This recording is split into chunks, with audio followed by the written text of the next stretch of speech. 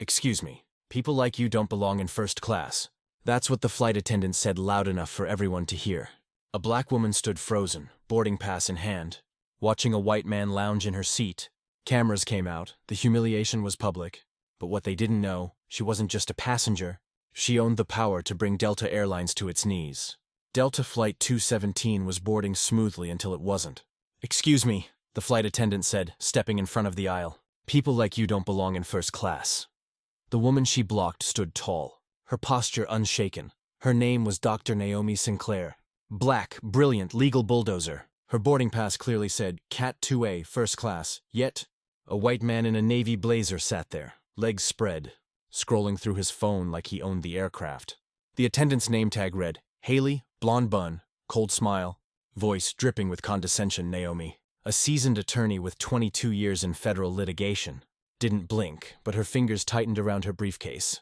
She dismantled oil companies, forced mayors to resign, and rewrote anti-discrimination laws. Yet here she was, treated like she didn't belong. Around them, phones went up. Haley leaned closer. Sweetheart, you sure you can read your ticket correctly? Passengers murmured. A college student named Kyle, 3 rows back, whispered, Yo, this is wild, and hit go live on Instagram. Viewer count 47 and climbing. Naomi pulled up her Delta confirmation email and showed both her boarding pass and phone. Clear as day, seat 2A, first class. Haley glanced and smirked. Oh, honey. These upgrade mistakes happen all the time. You probably use someone's miles without knowing. Why don't you head back to your real seat? Before Naomi could respond, the man in 2A, Rick Dalton, spoke. Look, lady, I paid for the seat. Go sit where you belong. Naomi inhaled sharply but stayed calm. Let me make a quick call. Her phone buzzed. A reminder from her assistant. Boardroom prep with Senator Hale at 3 p.m. Merger vote final review. CEO's legal call confirmed. Haley snorted. Ma'am, if you don't move, I'll have to deplane you. You're disrupting our boarding from the jet bridge. A Delta manager named Simon approached. What's the issue? Haley pointed like she was presenting stolen goods. She's refusing to leave a seat that's not hers. Naomi handed over her ID, boarding pass, and Delta Gold member card. Simon checked his tablet. Well, mister. Dalton checked into 2A earlier today, but what? Naomi asked steady. My pass says 2A, so does Delta's app. Simon hesitated. Then Rick added fuel. She's just pulling the race card like they always do. Phones caught every word. From the crowd, a retired teacher spoke up. I saw her board with us. She belongs here? Haley stepped in again. We've had people try to sneak into first class before. Let's not pretend this is new. Naomi opened her briefcase.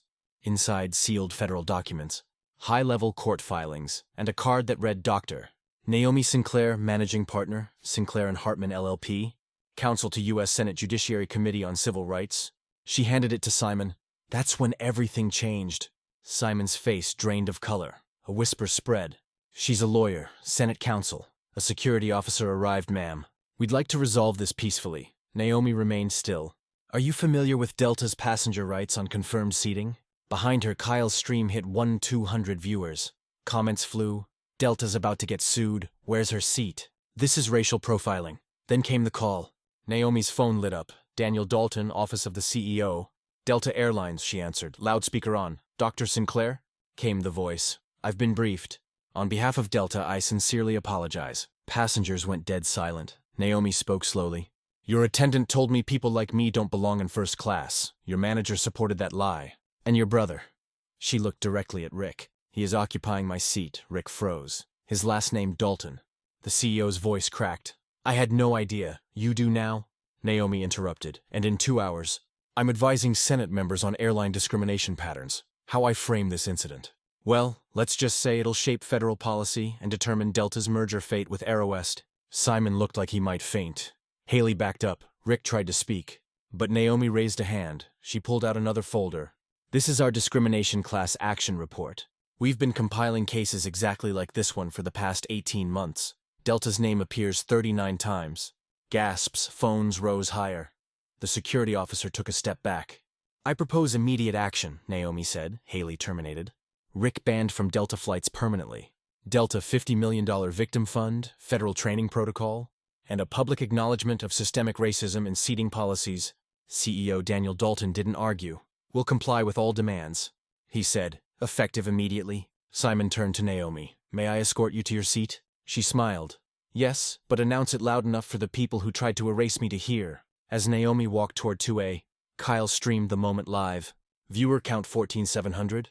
And in that moment, Justice didn't shout. It walked, it documented, it reclaimed its seat. If this story fired you up, hit that like button, share it everywhere, and drop a comment telling us where you're watching from. City, country, even your airplane seat number if you're flying right now. Let's see how far justice can